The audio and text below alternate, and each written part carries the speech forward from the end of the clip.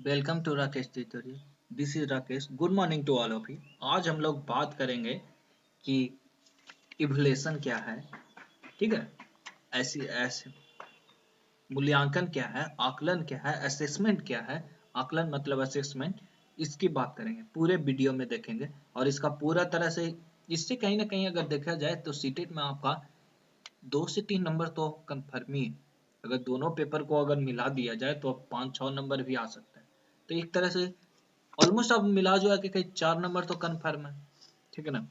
तो इसको बहुत इंपॉर्टेंट दीजिए इस वीडियो को, और इसको पूरा से पूरा लास्ट तक देखिए, बने रहिए।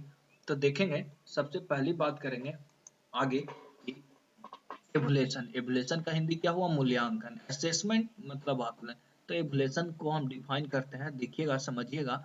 छात्रों को, ठीक है, छात्रों का परिणाम का अध्ययन करना। ठीक है, ऐसे कर सकते हैं, इवैल्यूएशन कर रहा है, मूल्यांकन कर रहे हैं, परिणाम क्या है उसको हम मूल्यांकन कर रहे हैं। फिर क्या हो सकता है कि गुणों का अध्ययन करें, उसमें गुण क्या है उसकी बात कर लेंगे। फिर अगर कहें कि पूरा व्यक्ति की जांच अगर किया जाए तो सब क्या कहलाता है? इवैल्यूएशन के अंदर आता है, मूल्यांकन के अंदर आता है। अब हम बात करेंगे, मूल्यांकन तो हो गया, अब हम बात करेंगे असेसमेंट की। जो आकलन की बात करेंगे, तो मूल्यांकन के द्वारा ही क्या किया जाता है? आकलन किया जाता है। अगर कहें तो क्या है कि मूल्यांकन के द्वारा ही हम क्या करते हैं? आकलन करते हैं। तो आकलन कैसे करते हैं? मूल्यांकन के द्वारा। मूल्यांकन आकलन के द्वारा ही किया जाता है। ठीक है, मूल्यांकन आकलन आप करिएगा तभी हम मूल्यांकन। ठीक है, मूल्यांकन आकलन के द्वारा ही किया जाता है। अब मूल्यांकन के प्रकार की बात कर लेते हैं। आगे हम देखेंगे कि मूल्यांकन के प्रकार। तो मूल्यांकन के प्रकार क्या है? तो पहला जो चलते हैं, रचनात्मक या निर्मात्मक। अब इसी को हम अगर बोले तो फॉर्मेटिव एवुलेशन, और इसी को फॉर्मेटिव एवुलेशन मीन्स क्या हुआ? मूल्यांकन के पहला प्रकार है जो फॉर्मेटिव एवुलेशन। जो कब होता है? तो ये अध्ययन, कोई चीज हम पढ़ा रहे हैं उसके बीच होता है। ठीक है, के दौरान होता है, पढ़ा रहे हैं उसी समय हम इसको करते हैं ना। तो ये देखिएगा ना कि अगर क्लास 5 की बात करें तो 5 में भी आपका फॉर्मेटिव एग्जाम होता है। तो ये क्या हुआ कि बीच हुआ, अध्ययन के दौरान हुआ, ये चीज आ जाता है। योगात्मक, योगात्मक संकल्पनात्मक मूल्यांकन क्या होता है? कि इसको हम समेटिव इवैल्यूएशन कहते हैं। इंग्लिश में अगर बात करें समेटिव, यह अध्ययन के अंत में मूल्यांकन होता है। जो चीज हम पढ़ा दिए, एक है अगर पहली वाली रचनात्मक की बात कर रहे हैं कि बीच में हम भी पूछ सकते हैं ना। बीच में कहने का मतलब कोई लेसन पढ़ा रहे हैं बीच में पूछ सकते हैं। लेकिन योगात्मक क्या है कि पूरी तरह से अगर लेसन खत्म कर दिए तो अध्ययन के अंत में इसका मूल्यांकन, हम योगात्मक मूल्यांकन की बात करते हैं। आगे बात करेंगे निदानात्मक। ठीक है, डायग्नोस्टिक। डायग्नोस्टिक मूल्यांकन, निदानात्मक मूल्यांकन की बात करेंगे तो ये छात्रों के असफल होने का कारण पता लगाना। अगर हम छात्र है, कोई दिक्कत हुआ, उसका असफल हुआ तो क्या हुआ, तो इसका कारण को याद रखिएगा, कारण को पता लगाना ही निदानात्मक कहलाता है। कारण को पता लगाना ही क्या कहलाता है? निदानात्मक कहलाता है। तो अब आगे देखेंगे आपका उपचारात्मक।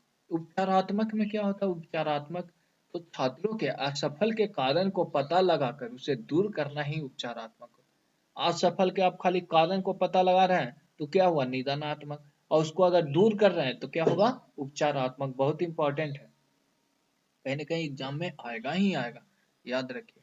ठीक है, तो रचनात्मक अध्ययन के दौरान। ठीक है, योगात्मक क्या होगा?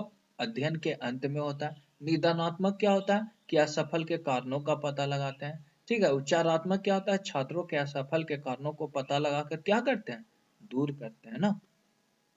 इस तरह से आकलन के भी चार प्रतिमान स्टेज या प्रकार कह सकते हैं होते हैं।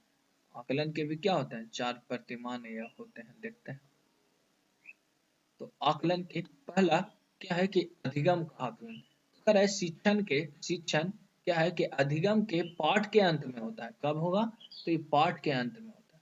और ये आकलन अधिगम का आकलन कब होगा? तो पाठ के अंत में होता है। ये शिक्षण अधिगम के पाठ में अंत में होता है, कोई डाउट नहीं। आगे बढ़, जो आपको दूसरा आगे पढ़ना है तो ये क्या है? अधिगम के लिए आकलन। ठीक है, अधिगम के लिए आकलन। तो अधिगम के लिए आकलन की बात करेंगे, इसमें क्या है? अगर इंग्लिश में बात कहें तो असेसमेंट फॉर लर्निंग। इसकी बात करें तो असेसमेंट फॉर लर्निंग। अगर पहले वाले असेसमेंट ऑफ लर्निंग अधिगम का आकलन मीन्स असेसमेंट ऑफ लर्निंग, इसमें क्या हो गया, असेसमेंट फॉर लर्निंग। तो ये पाठ के तीनों चरणों में होता है, इसका क्या होता है, तीनों चरणों में, पाठ के शुरू में भी, मध्य में भी, बीच में भी और पाठ के अंत में भी होता है। ठीक है। और अगला जो है, अगर अधिगम के रूप में आकलन, वो था क्या था, अधिगम का आकलन मीन्स असेसमेंट ऑफ लर्निंग, यहाँ क्या है, फॉर लर्निंग, यहाँ के रूप में एस लर्निंग। तो अधिगम असेसमेंट एस लर्निंग की बात करेंगे तो विद्यार्थी स्वयं खुद, विद्यार्थी ना स्वयं अधिगम का जांच करते हैं, वह अधिगम के रूप में आकलन होता है। ठीक है। जैसे आपको दिए कुछ क्वेश्चन बनाने के लिए और आंसर भी दे दिया गया, आप खुद उसको जांच कर रहे हैं, तो क्या होगा, assessment of learning, S learning, मतलब क्या है, अधिगम के रूप में आकलन आप कर रहे हैं।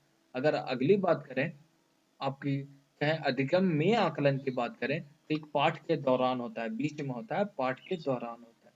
तो ये पूरे चीजों को देख लिया, पूरे आकलन क्या है, असेसमेंट क्या है, मूल्यांकन क्या है, छोटा छोटा वीडियो बना के आपको बता दिया गया है, इसको एक पूरी तरह से आप नोट्स को देख लीजिए।